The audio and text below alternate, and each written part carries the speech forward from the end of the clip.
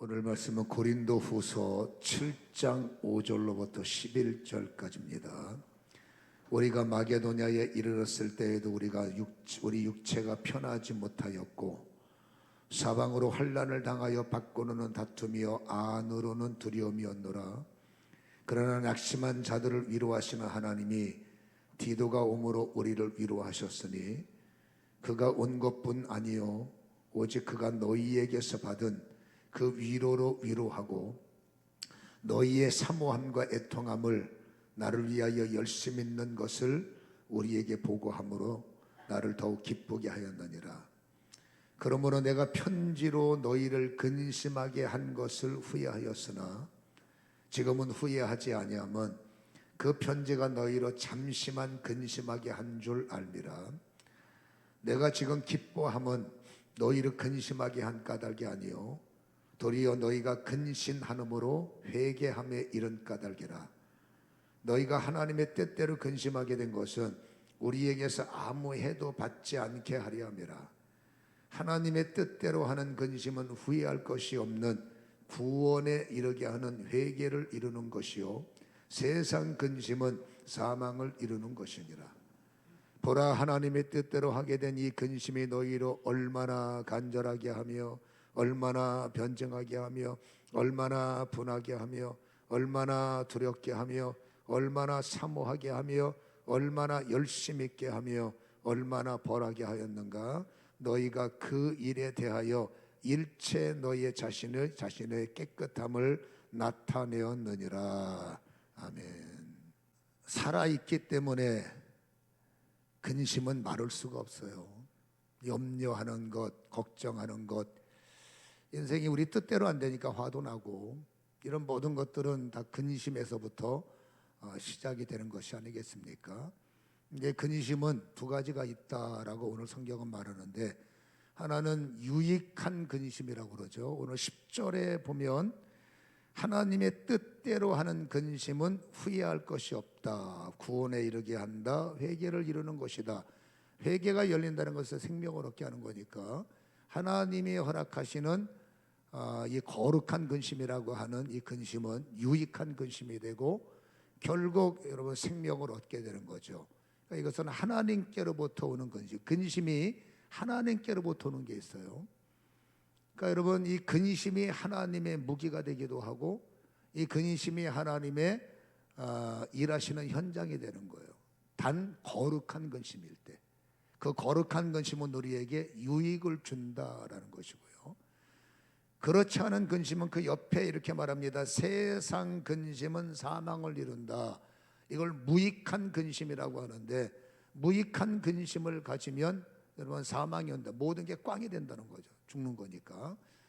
그래서 세상으로부터 오는 근심은 하나님께 주시는 것이 아니니 당연히 어둠의 작품일 것이고, 여러분 하나님의 거룩한 근심은 회개가 열려서 구원이 열려지고 생명을 주는 반면에 사단은 항상 반대지 않습니까? 어떻게 하든지 후회만 하게 만들고. 그 다음에 여러분, 오늘 근심의 핵심이 있습니다. 근심 때 내가 무엇에 집중하느냐. 하나님께로부터 오는 근심은 당연히 하나님을 상대하는 거예요. 근심이 올 때마다 마지막 결론입니다. 하나님을 상대하게 하는 겁니다. 거룩한 근심은 결국 나의 마음이 하나님을 향하고, 걱정이 올 때마다 나는 하나님과 동행하고, 마음이 낙심될 때마다 하나님이 원하는 건 뭡니까? 그 낙심이 어떨 때는 하나님이 회개를 위한 도구일 수도 있어요. 그러니까 근심은 하나님의 무기라는 거 아니겠습니까? 그래서 근심이 올 때마다 나의 시선은 하나님, 근심이 될 때마다 나는 하나님만 상대하고, 근심이 올 때마다 하나님의 뜻을 묻고. 그러니까 근심은 결국 그러니까 내가 뜻을 묻다 보니 내가 교만했네, 이거 내가 부족하구나, 내가 믿음이 있는 줄 알았는데 이거 엉터리네. 여러분, 근심이 거룩한 근심이 되다 보면 내 자신이 비춰지는 겁니다. 그러니까 결국 나는 회개하게 되고, 그 회개는 놀랍도록 너는 틀렸어가 아니라 회개하는 자에게 더 깨달았기 때문에 은혜의 문을 여시고, 그걸 구원의 문이라고 그러죠. 그래서 하나님께로부터 오는 구원은 믿음의 성장, 그 놀라운 하나님의 살아계심의 자랑, 이게 유익한 근심이고, 무익한 근심은 거꾸로입니다. 후회만 하고 하나님을 상대하는 것이 아니라 끝까지 인간들 상대하고 끝까지 세상만 상대하고 결국 뭡니까? 짜증이 나니까 탓하기만 하고 원망하기가 하고 이런 악순환이 방조되면 결국 그 인생 꽝인 거죠. 그래서 오늘 여러분이 성경이 말하고 있는 유익한 근심과 무익한 근심을 우리는 잘 마음속에 정리하셔서 근심을 떠내보낼 수가 없습니다. 찾아오니까 이 근심이 올 때마다 이 근심을 나는 거룩한 근심으로 바꿀 것이냐 아니면 무익한 근심으로 끝낼 것이냐, 오늘 이 말씀을 잘 이해하시고 우리는 모든 일에 어떤 경우에도 거룩한 근심으로 마무리가 되고 그 거룩한 근심의 결론은 깨닫고 또 하나님과 친밀해지심으로 하나님의 열매를 맺는 이런 은혜가 결론이 되기를 주님의 이름으로 축원합니다. 그러려면 두 사람의 근심을 우리는 여러분 참고할 필요가 있다는 겁니다. 한 사람이 누굽니까? 사울 왕이라고 하는 사람의 근심이에요. 여러분, 사울 왕은 우리가 알다시피 자격이 있는 사람이 아니라 하나님이 그를 왕으로 택하셨고 하나님께서 그에게 기름을 부으셨더니 이게 놀라운 영적인 은혜가 나타나서 사무엘상 10장에 보면은 뭐 예언도 했다. 예언을 했다는 게 뭡니까? 하나님하고 친밀하지 않고는 하나님의 음성을 듣지 못하는 거죠. 그러니까 그는 여러분 하나님을 잘 믿었던 사람이나 그는 뭐 예언자는 아니었잖아요. 그는 왕의 힘이 없었잖아요. 근데 그가 하나님 앞에 겸손하고 그러니까 왕이 되면서 하나님께 더 처음에는 얼마나 감사해요. 나를 왕으로 삼으세요? 하나님이 나를 선택하셨어요? 하나님이 나를 사랑하신다고요? 이게 마음의 감사가 되다 보니 하나님이 원하는 대로 더 하나님과 친밀해지고 잘해보려고 하는 믿음의 거룩함 때문에 겸손하기도 하고 잘하려면 하나님의 도움이 필요해 하나님이 원하는 거죠. 하나님께 여쭙기도 하고. 근데 어느 날서부터 여러분 사람이 왕이 돼서 실권을 쥐고 이게 뭔가 좀 잘 되기 시작하니까 어느 순간 나도 모르게 나는 몰라요 교만한지. 남들이 볼 때 좀 교만해진 것 같아, 도도해진 것 같아, 교만해진 거죠. 그러다 보니까 여러분 결국 하나님과 친밀했던 그 사울왕이 점점점 세상과 친밀해지고 사람과 친밀해져서 결국 여러분 전쟁이 일어났습니다. 사무엘상 13장에 보면 그러니까 백성들은 여러분 습관이 됐어요. 뭘 하든지 예배부터 하고 싶시다. 예배를 드려야 하나님이 함께 하시고 하나님이 함께 이기는 게 아니냐. 그들의 역사니까. 믿음은 부족한데 마치 부족처럼 예배를 드려야 승리한다. 그래서 여러분 전쟁을 치르기 전에 예배부터 드려야 되는데 예배의 질서는 사무엘 목사님이에요.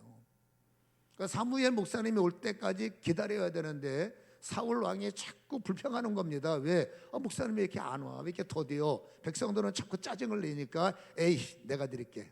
내가 신앙생활 몇 년인데 그까지 설교 하나 못하겠냐? 그까지 그 예배 한번 못 인도하겠냐? 충분히 이해가 되는 내용이죠. 근데 영적인 질서는 기다림이거든요. 그래서 여러분 기다려야 되는데 사울왕은 안타깝게도 그게 교만인 거예요. 나도 예배 드릴 수 있어까지 거 해서 당신이 임의적으로 예배를 드린 걸 하나님은 굉장히 불쾌하게 여기셨고 하나님께서 그걸 분노로 삼으셔서 내가 너를 버릴 거야 라고 경고성 메시지를 줬어요. 그게 마음의 근심이 됐지만 사람이 여러분 뭐 그래도 어찌게 오늘 하루를 넘어가면 또다시 뭐 내일이 있으니까 뭐 잘 되겠지 하는 마음으로 망각을 했고 15장에 가서 한 번 더 기회를 주시죠. 너는 전쟁에서 모든 얻어지는 그렇죠. 그 모든 전쟁의 전리품 그다음에 아각왕 모든 사람들을 다 제거를 해라. 근데 옆에 있는 힘 있는 장로들이 이렇게 말합니다. 저 아각은 전술 등한 사람이고 지역도 잘하는 사람이니까 저 쓸모 있는 사람 죽이지 말고 그다음에 저들의 양들 중에서 저 봐라 우리 양들은 다 부실공사인데 쟤네 양들은 최신식이 아니야. 그러니까 죽이지 말고 좀 둬서 우리 부실한 왕하고 접붙이면 우리 양들이 좋아질 거 아니냐. 여러분 틀리지 않은 말을 하는 거죠. 그 말 들어보니까 경제적으로 나을 것 같아. 경제적으로 이득이 되는 일을 여러분 사울왕이 놓을 수 없는데 근데 문제는 뭐냐면 경제적으로 이득이 되는 건 맞지만 하나님이 미리 말씀하셨습니다. 그러한 눈을 감고 그러한 마음을 내려놓고 지금까지 나의 인도함을 받아 왔던 너희는 어떤 유혹이 있어도 어떤 측량이 있어도 세상적으로 치우치지 말고 그럼에도 내 말을 들어라 라는 명령이 있었어요. 근데 사울왕이 여러분 하나님의 말씀보다는 장로들의 말을 좋게 여겼고 현실적으로 계산해 보니까 경제적 이익이 있고 이 사람 살려주면 실리가 있는데 뭐하러 바보 같은 짓을 합니까? 그래서 다 없애버리고 이것만 둬도 괜찮을 거야 했는데 하나님은 다 없애는 게 아니라 마지막까지 순종이죠. 결국 아각 왕을 살렸고 좋은 곳에서 살린 것 때문에 하나님은 진노하셔서 또다시 사무엘 목사님을 향해서 선포합니다. 내가 너를 버릴 거야. 그래 하나님께서 우리가 알다시피 다윗에게 기름을 부으셨고 이것 때문에 마음이 가뜩이나 복잡해지는 겁니다. 하나님이 나를 버려 마음이 가뜩이나 복잡해지는데 그것 때문에 눌리기도 하고 괴롭기도 하고. 그래서 여러분 다윗을 하나님께서 보내셨어요. 다윗은 하나님의 사람이요, 이 친구는 하는 일마다 형통하고 이 친구가 찬양하면 희한한 일이 벌어지는 거예요. 이 친구가 전쟁터에 나가면 이상한 일이 벌어지는 겁니다. 조그만 아이가 골리앗을 이기고 전쟁만 했다면 이기기도 하고 뭔 이런 아이가 다 있나. 하나님께서 왜 다윗을 붙이셨을까? 근데 여러분 사건이 일어난 겁니다. 사달이 벌어졌는데 동네 사람들이 다 모여서 다윗의 수고를 칭찬하기 위해서 찬양을 노래 하나를 유행가로 만들었는데 그 노래 유행가가 뭐냐? 다윗은 만만이요 사울은 천천히다. 곡조는 모르겠어요. 아무튼 간에 다윗은 만만이요 사울은 천천히다. 이 유행가를 여러분 사울 왕이 들은 거예요. 가뜩이나 마음이 힘들어 죽겠는데 그 말을 듣는 순간에 마음이 확 눌리면서 엄청난 근심 걱정이 찾아옵니다. 아니 저 인간이 천천히고 나는 저 인간이 만만이고 내가 천천히면 결론은 뭡니까? 저 인간이 왕이 되고 내가 쫓겨난다는 건가? 그리고 이게 얼마나 마음이 눌리고 근심이 되겠어요. 왜냐하면 실력 없는 인간이 그렇다면 들은 척도 안 하겠는데 실력 있는 인간이요, 하나님이 함께하는 인간이요, 골리앗도 이겨 진짜로 전쟁에서 싹쓸이하고 이기고 왔어. 그러니까 이게 마음이 눌리고 근심이 돼서 여러분 어떡할까 근심하다가 여러분 근심의 결론을 만드는 겁니다. 어떻게 만드느냐? 여러분 사울 왕에게 딸이 있는 거예요. 그 딸 중에서 그 미갈이죠. 다윗하고 결혼을 시키는 겁니다. 근데 거기까지만 해도 아름다운 모습입니다. 실력 있는 여러분 사람이니까 내 딸하고 결혼시키려는 마음은 욕심이 나잖아요. 그렇잖아요. 그래서 여러분 둘이 결혼을 시켰는데 근데 그게 순수한 결혼이 아니라는 거예요. 나이의 근심을 해결하기 위해서 엉뚱한 발상을 끄집어내고 이해가 안 가는 게 딸이잖아, 친딸. 여러분 딸을 나이의 근심을 이루는 일에 해결하는 일에 딸을 이용해 먹는 거예요. 딸하고 결혼을 시킬 때 다윗이 부담이 되는 겁니다. 나는 가진 것도 없고 나는 빈손인데 근데 나 같은 존재를 사위 삼으시면 내가 뒷일을 어떻게 감당해요? 라는 말이 사울왕에게 들어갔는데 이런 말을 합니다. 여러분 25절 사무엘상 18장 25절에 보면 사울이 이르되 너는 다윗에게 이같이 말하기를 왕이 아무것도 원하지 않는다. 너만 있으면 돼. 이게 여러분 굉장히 아름다운 모습이죠. 너만 있으면 돼. 다만 요거 한 가지만 들어줘라. 요게 꼼수요. 이게 아주 악질적인 발상입니다. 왕의 원수의 보복으로 네가 홀대품으로 블레셋 사람들의 표피 100개를 베어오면 그것으로 족하리라. 근데 여기까지는 좋은지 뒤에는 이는 사울의 생각에 다윗을 블레셋 사람들의 손에 죽게 하려 함이라. 나의 근심거리를 해결하기 위해서 딸을 이용해 먹고 이건 이용보다 악용인 거죠. 딸이 과부가 되든지 딸이 어떻게 되든지 불행은 전혀 생각지 않고 그냥 나만 편하면 돼, 나만 해결하면 돼, 나만 근심을 해결하면 돼. 이 사람은 하나님의 사람이에요. 집사람, 하나님의 장로란 말이에요. 세상 사람들이 그런 생각을 해도 말이 안 된다고 하는데 여러분 하나님의 기름 부음을 받은 장로가 이런 생각하면 됩니까? 근데 사울은 생각을 했고 이걸 실행합니다. 그리고 다윗을 진짜로 보내는 거예요. 사울 생각은 뭡니까? 너는 죽은 거죠. 블레셋이 얼마나 강력합니까? 블레셋이 얼마나 여러분 대단합니까? 전쟁을 하면 이 다윗은 죽는 거야. 죽음의 사지에 나이의 근심을 해결하기 위해서 몰아넣는 이런 여러분 말도 안 되는 발상을 하는 거죠. 그러니까 사울랑 보세요. 사울은 근심이 올 때마다 이 근심이 주는 메시지를 이해하지 못하고 하나님의 뜻을 읽어내지 못하고 이 근심을 내 생각으로 해석을 해서 이거를 해결할 수 있는 방법. 그러니까 늘 사울은 여러분 근심이 와도 하나님을 상대하는 것이 아니라 어느 순간부터 사람을 상대하고 어느 순간부터 세상을 상대하고 답이 없는 거예요.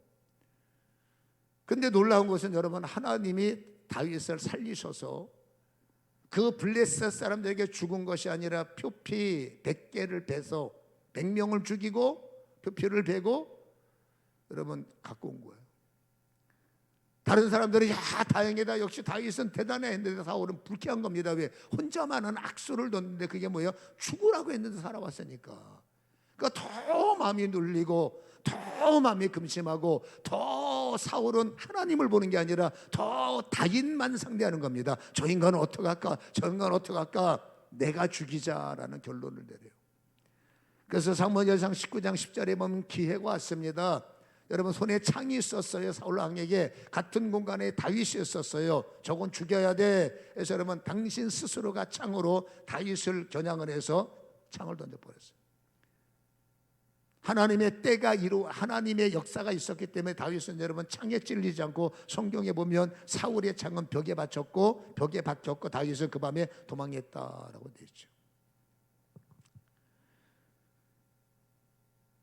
여러분 사울이 근심이 올 때 하나님이 그 근심을 왜 허락하셨느냐, 이유를 막느라고 사울은 여러분, 하나님은 우리가 알지 않습니까? 마지막 한 방울의 피를 흘리면서까지도 그렇죠? 병사를 용서하시고 마지막 순간까지도 한편 강도를 사랑하시는 것이 우리가 이해 불가한 하나님의 용서와 사랑의 법칙이에요. 하나님은 마지막 순간 내가 너를 버릴 거야 하지만 하나님의 의도는 이 말에 지금 충격을 받고 그렇게 계속 살면 버리는 당하니까 이제 그만하고, 네가 언제든지, 하나님은 여러분 모든 말씀을 완벽하게 진행하지만 딱 하나, 회개 앞에는 하나님은 꼼짝 못하는 겁니다. 회개하기를 기다렸는데 사울은 회개하는 것이 아니라 더 끝까지 하나님만, 사람을 상대하고 거기서 계속 인간적인 방법을 끄집어내고 인간적인 꼼수, 술수, 어떻게 하면 인간적인 방법을 통해 나의 근심거리를 해결할까 하니 결론은 그의 인생은 여러분 끝이 아니겠습니까? 그래서 하나님이 근심을 두는 이유는 너의 시선을 나에게 돌리라. 너는 사람을 상대하지 말고 나를 상대해야 된다. 나에게 너의 근심을 해결하는 답이 있고 나에게 너의 근심을 이길 수 있는 답이 있으니 근심될 때마다, 그렇죠? 어리석은 근심을 하지 말고 손해보는 근심을 하지 말고 유익한 근심, 거룩한 근심으로 바꿔서 나를 바라보라. 거룩한 근심이 뭐라고요? 하나님을 바라보는 거예요. 근심이 올 때마다 나의 시선은 하나님, 염려가 올 때마다 나의 중심 뭐라고요? 하나님을 상대할 때 놀랍게도 누구도 제시할 수 없는 답이 제시됐고 누구도 할 수 없는 일들을 하나님은 실행하셨기 때문에, 그런 말씀으로 본다면 근심은 하나님께로부터 올 수도 있고 그 근심을 통해서 하나님은 일하셨고 결국 근심은 하나님의 무기요 하나님의 도구일 확률이 높다라는 거죠. 여러분 다윗을 보시기 바랍니다. 다윗도 죽을 맛인 겁니다. 근심이 되는 겁니다. 왜? 여러분 사울왕이 죽이려고 하는 거예요. 잘못한 것도 없잖아요. 내가 늘 여러분 사울을 시기하고 내가 왕이 될 거야 말한 적도 없고 그냥 하나님이 시키는 대로 순종한 결과인데 여러분 사울왕이 못 잡아먹어 산다리고 결국 여러분 죽을 위기 속에서도 하나님이 피하게 하셔서 창이 여러분 피해가게 하셨고 어쩔 수 없이 강야로 쫓겨나서 살아야 되니까 블레셋 나라에 가서 여러분 블레셋이 다윗 보면 별로 싫어하니까 미치죠. 막 입에 거품 물고 나 미쳤다 나 귀신 들렸다. 이 얼마나 여러분 마음이 아픈 시간들이에요. 광야에서 비박을 하고 미친 척해서 블레셋이 볼 때 저 미친 인간 죽여봤자 뭐 하겠어요. 괜히 안 좋은 소리가 내비도 무시합시다. 겨우 목숨 구명하면서 굉장히 어려운, 그러니까 하루하루가 마음에 근심일 수밖에 없죠. 내가 하나님 앞에 최선을 다했는데 근심이 와. 내가 한 거는 기도밖에 없는데 여러분 근심이 오는 거예요. 샬롬이 아닙니다. 에이레네가 아니에요. 계속 기도하면 샬롬이 돼야 되는데 이거 어떻게 된 게 더 근심이 되고 더 시기를 받고 더 괴로움에 처하게 되고, 여기서 우리가 자칫 잘못하면 이 순간이 여러분 또다시 거룩한 근심이 사단의 근심이 돼서 이거 기도해봤자 별 것 없잖아. 번아웃 되기도 하고 여러분 또 시험 들기도 하고 낙심하게 되고 주저앉을 수밖에 없는 이 여러분 이 위기 속에서 놀랍게도 믿음의 사람인 다윗은 더 하나님을 향하고 근심이 올 때마다 더 하나님만 상대하고 어려울 때마다 더 하나님 앞에 하나님만 상대하다 보니 하나님 내가 부족하니까 이 일을 당하는 모양입니다. 내 안에 뭔가 깨지지 못한 약함이 있나 보지요. 예, 하나님은 그저 하시는 일이 없음을 다윗은 알잖아요. 하나님이 뭔가 나를 더 크게 쓰시려고 고난을 주시는가 보지요. 하나님이 뭔가 나에게 더 큰 일을 하시기 위해서 나를 낮추시는 모양이죠. 그러니까 다윗은 더 낮아지고 더 겸비한 모습을 사무엘상 23장 2절과 4절에 찾는데, 그는 도망다니고 미친 자 취급을 받으면서도 이에 다윗이 여호와께 묻자와, 사무엘상 23장 2절에 보면 보세요, 여호와께 묻자와, 또 4절에 보니까 다윗이 여호와께 다시 묻자와. 여러분, 여호와께 물어보고 다시 물어본다는 말은 지속적으로 틈만 나면은 주님에게 질문하고, 짬만 나면 일만, 그 근심만 찾아오면 하나님 왜 내가 이런 일을 만납니까? 내가 왜 저분들한테 이런 싫은 소리를 들어야 되고, 왜 내가 저 인간한테 이런 고통을 당해야 됩니까? 원망이 아니라 일이 생길 때마다 다윗은 모든 근심거리를 주님 앞에 갖고 나가서, 그렇죠, 이 문제를 어떻게 해야 됩니까? 이 문제를 어떻게 처리합니까? 하나님을 향해서 입을 열다 보니, 내가 교만합니까? 내가 뭔가 어긋났습니까? 내가 저들에게 인정받지 못하는 뭔가 잘못한 일이 있을까요? 이게 여호와께 묻자와라는 지속적인 연결 단어를 보면, 여러분, 하나님은 그 기도를 통해서 겸손하게 하시고, 겸손하게 하시는 것이 뭡니까? 근심이라는 거죠.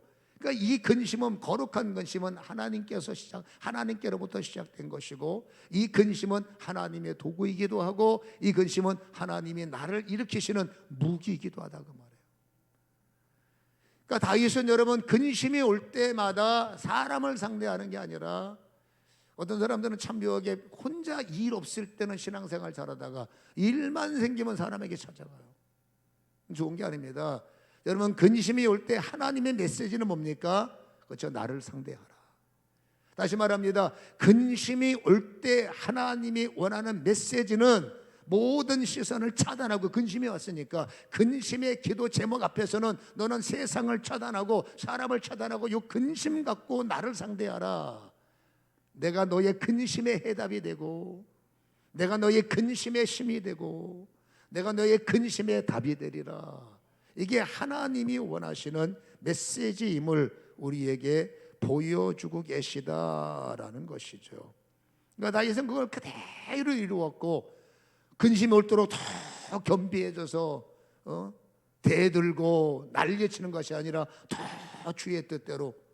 이게 참 우리가 이해할 수 없는 믿음인가. 더 주의 뜻대로, 어려워도 더 주의 뜻대로. 그게 다윗이겠죠. 하나님이 쓰시는 믿음의 사람들의 아주 기가 막힌 고백들 보세요. 주시는 이도 하나님이시오, 살리시는 이도 하나님이시오, 일으키시는 분도 하나님이시오. 여러분, 욥이 그런 고백을 했고 한나가 그런 고백을 하잖아요.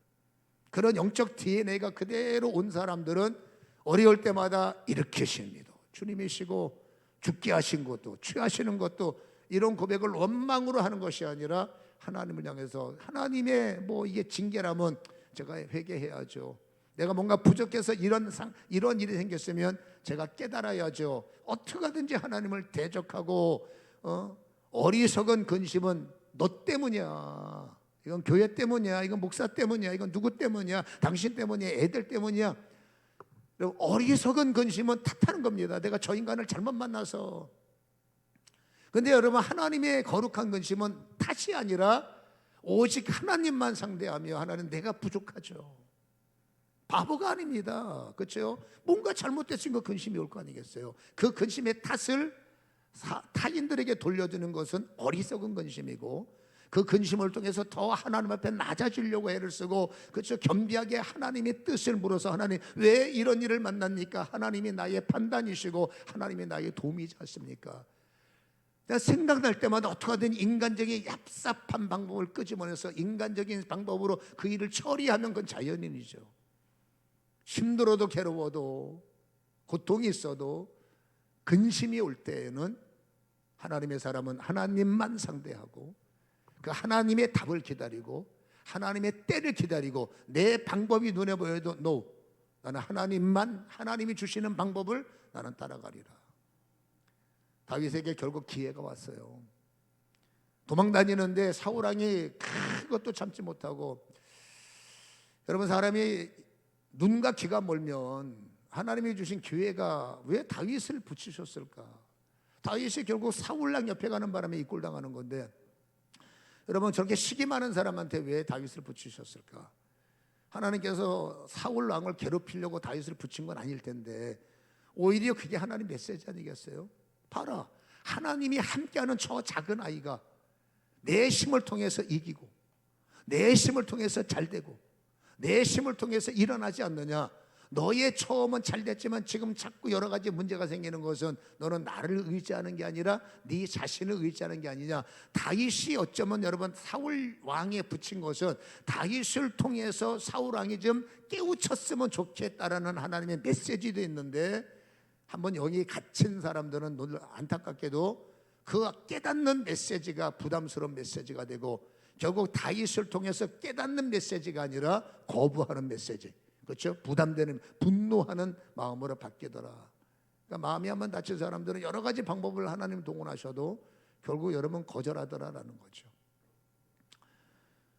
여러분 다윗에게 온 기회가, 그 사울 왕이 그것도 못 참고 끝까지 내가 다윗 가만 안 둘 거야, 그런 오기와 그런 열심을 좀 더 좋은 데 썼으면 어떨까 싶은데, 하여튼 끝까지 다윗을 쫓아다니는 겁니다. 어느 날은 여러분 사울 왕이 3,000명을 데리고 다윗을 죽이려고 쫓아왔는데, 갑자기 몸에 불편이 해서 볼일을 보려고 어떤 큰 굴 속에 들어갔던 모양이에요. 근데 굴이 얼마나 큰지, 그 굴에는 이미 다윗과 여러분 함께했던 그 병사들이 숨어 있는데, 그 숨어 있는 앞까지, 굴이니까 안 보였겠죠. 찾아와서 그 앞에서 앉아서 볼일을 봤는데, 다윗의 용사들이 볼 땐 절호의 찬스인 거죠.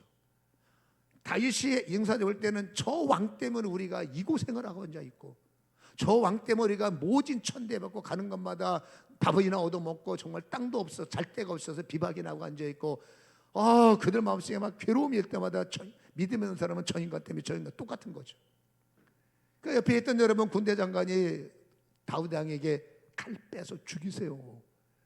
여러분 다윗이 봐도 여러분 근심의 조건이 드디어 제거될 수 있는 절호의 찬스가 온 겁니다. 칼만 빼서 찌르면 되니까.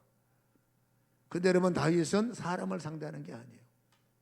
다윗은 어려움이 올수록 하나님의, 사람의 방법이 아닌, 여러분 정말로 근심이 올 때마다 다윗은 더욱더 하나님의 방법, 더욱더 하나님의 뜻, 더욱더 하나님의 계획, 이것을 알기 위해서 몸부림쳤다는 것을 우리는 성경을 통해서 발견해요. 이게 참 쉬운 일이 않지만 우리가 이길 수 있는 정말로 대단한 하나님의 전략이, 하나님의 요구라는 거예요. 사무엘상 24장 6절에 보면, 자기 사람들에게도 내가 손을 들어 여호와의 기름 부음을 받은 내 주를 치는 것이 여호와께서 금하시는 것이니 그는 여호와의 기름 부음을 받은 자가 된다. 마음만 먹으면 여러분 나의 근심거리가 삭제가 되는 현장을 눈앞에 둔 거예요. 근데 다윗은 여러분 저 인간을 상대하는 것이 아니라 하나님을 상대하기 때문에, 하나님 이 일을 실행해도 되는 겁니까? 육으로 볼 때는 이게 얼마나 좋은 기회입니다. 무조건 하는 거죠. 근데 하나님은 그게 맞아 보여도, 그게 다윗을 옳아 보여도 최종 결정권자는 내가 아니라 하나님, 내가 근심의 시간표에는 어떤 일이 있어도 나의 최종 결재권자는 하나님이야. 기다리는 인내도 믿음이라는 거예요. 예를 들면 다윗의 머릿속에 말씀이 있는 겁니다. 칼을 빼고 싶은 마음이 굴뚝같지만 내가 기름 부음을 허락한 정도로 손대지 말라, 이 말씀에 계속 떠오르는 거 뭡니까? 네 방식이 아니라 내 방식을 기다리라는 것이 아니겠어요? 격언이 인간의 눈으로 근심을 삭제할 수 있는 절호의 찬스를 내려놓고 하나님의 뜻, 말씀 하나에 또다시 고생문을 따라간 거죠. 그때 사무엘상 24장 15절에 다윗이 사울 왕에게 멀리 떨어져 이렇게 소리 지릅니다. 여호와께서 재판장이 되어 나의 왕 사이에 심판하사 나의 사정을 살펴 억울함을 풀어주시고 나를 왕의 손에서 건져내시기 원합니다. 내 방식으로 왕을 처리하는 것이 아니라 그렇죠? 하나님께 기름 부음을 받은 자니까 어떻게 내 손으로 처리합니까? 하나님께서 기름 부은 자가 나를 괴롭히니 하나님의 방법으로 심판해 주시고 하나님의 방법으로 처리하시고, 이게 내가 잘못한 거 있으면 회개하고, 저분이 엉뚱한 일하면 주님이 해결하셔야지 내가 처리할 일은 아니지 않습니까? 이게 영적 질서의 순종이라는. 우리는 신앙생활에 여러분 질서의 기준이 나예요. 그래서 내가 편한 대로 하는 겁니다. 그건 다윗의 방법이 아니라 사울의 방식. 뭔가 불리함이 있고 뭔가 불이익이 있어도 하나님의 방식을 택하는 것이 오늘 다윗이 됐고, 다윗이 그리스도의 족보에 남겨진 사람으로서 기름 부음의 근간이 된 것이 다윗이라습니다. 우리가 여러분 삶 속에 근심이라는 인생의 시간이 찾아올 때 둘 중에 하나입니다. 사울의 방법을 찾을 거냐, 다윗의 방식을 찾을 거냐. 대부분의 많은 사람들은 거의 다 다윗입니다. 극소수만이 사울이고 극소수만이 다윗의 방식을 찾을 때, 여러분 세상을 하나님의 나라를 움직이는 것은 그렇죠, 편하게 살아가는 9명이 아니라 하나님의 최후의 승리의 깃발을 꽂는 자는 바로 다윗 한 사람이라는 거예요. 하나님께서 역사하시는 결정적인 문을 여는 응답자, 하나님의 부흥을 주도하는 결정적인 사람은 9명이 편하게 사는 자가 아니라 하나님의 어떻게든지 하나님만 상대하고 하나님의 뜻을 따라 살려고 했던 한 사람에 의해서 하나님의 역사가 이루어진다는 사실을 기억하시기를 주님의 이름으로 간절히 소원합니다. 근심은 하나님이 사용하시는 무기다. 근심은 하나님께로 올 수가 있다. 하나님께서 쓰시는 근심을 그렇죠, 사단이 악용하면 안 되기 때문에 우리는 무익한 근심이 아니라 유익한 근심을 여러분 따라가야 된다. 마지막 결론은, 이 말씀의 본문은 오늘 읽었던 본문에 나오지 않습니까? 바울의 근심과 마지막으로 고린도 교인들의 근심이에요. 여러분, 바울이 고린도 교인들에게 근심거리를 던져버렸어요. 우리끼리 하는 말로 그렇게 살지 말라. 성도들이 똑바로 살아야지 왜 교회에 와서 옛방식을 고집하고, 교회에 와서도 아직도 우상을 버리지 못하고 우상을 섬겼던 마음으로 우리가 지금 고린도 전서와 후서를 강해해 왔지 않습니까? 여러분, 이게 그 고린도 교회 굉장히 불편한 겁니다. 목사님 오면 칭찬 좀 해주고 좀 위로 좀 해주고 좀 잘했다만 해줘야 돼. 잘한 건 잘한 거예요. 근데 못한 게 있는 거 어떡합니까? 잘한 거 9이 문제가 아니라 못한 거 하나가 누르게 되면 9을 먹어버리는 거예요. 내가 잘한 거 여러분 9이 문제가 아니라 못하는 하나가 잘하는 거를 무너뜨려 버리는 거죠. 그러니까 여러분, 하나님은 그 못하는 거 하나를 어떻게 하든지 끄집어내서 그 못하는 것마저 빼내야 열이 되는 거예요.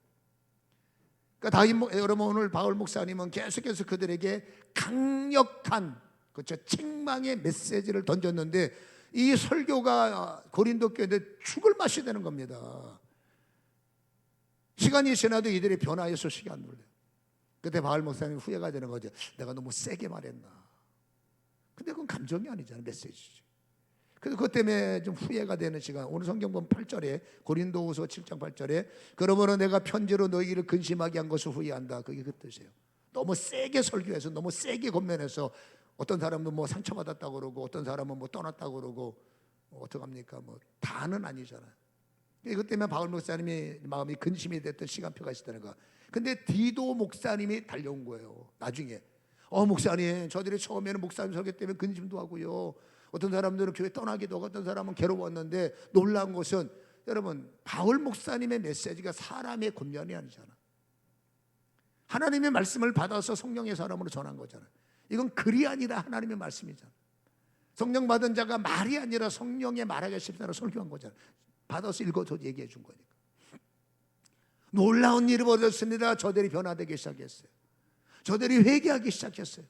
저들이 할 일을 합니다. 내보낼 자 내보내고, 정리될 거 정리되고, 그렇죠, 악한 것들은 차단하고, 뭔가 저들이 움직이고 있습니다. 저들의 신앙에 변화가 일어났습니다. 저들이 후회가 아니라 회개하기 시작했습니다. 저들이 처음에는 목사님을 원망하고 후회하고 이랬다 저랬다 하지만 지금은 저들에게 변화가 일어났습니다 라는 메시지를 듣고, 내가 편지로 너희를 근심하게 한 것을 후회하였으나 지금은 후회하지 아니하면 그 편지가 너희로 잠시는 근심됐지만 9절에 내가 지금은 기뻐함은 너희를 근심하게 한 까닭이 아니요 도리어 너희가 근신함 때문에 회개에 이른 것이다.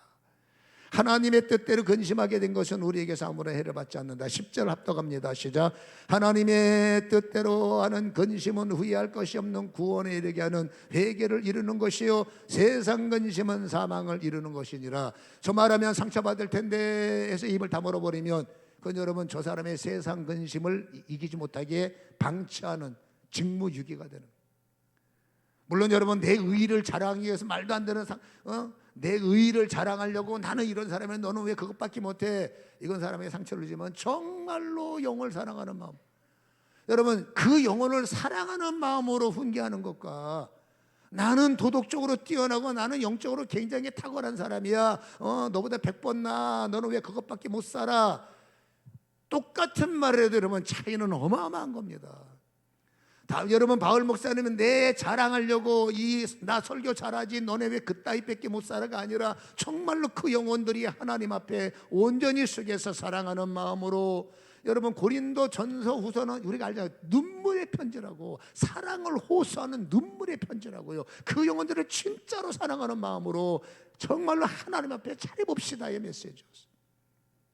진정성 있고 영혼을 사랑하는 메시지가 결국 그들을 여러분 상처를 준 것이 아니라 잠든 영혼들을 깨웠고 그들이 고린도 교회의 핵심 멤버로 교회를 세우는 일에 여러분 힘들었지만 여러분 바울 목사님의 정말 하나님의 메시지를 강력하게 전파하고 잠시 그들을 근심하게 했지만 그들이 말씀을 듣는 순간의 근심은, 이 순간의 근심은 사단이 주는 근심이 아니라 하나님의 성령에 의한 것이요 말씀을 증거하신 예수님에 의한 것이기 때문에 예수님의 말씀을 근심으로 받아들이면 찔림이 있고 쪼개미 있고, 아멘, 후회가 아니라 회개가 일어났고, 회개하는 순간에 그들의 구원은 더 크게 열려서 결국 고린도 교인들의 이름은 작은 자 이름이 아니라 지역에서 막강한 영향력을 행사할 수 있는 승리자의 이름이 되더라라는 것입니다.